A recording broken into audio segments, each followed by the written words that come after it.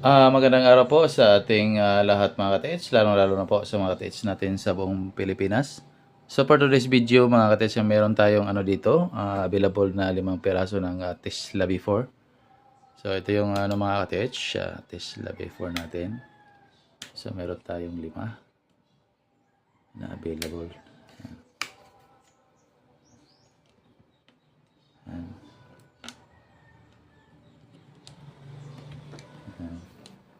So, gumagana lahat mga ka-TH. So, meron tayong available dito. Tapos, ito naman yung niya, yung accessories. Yung wire, yung antenna, yung handle, at saka yung mismong locator talaga. So, meron tayo dito.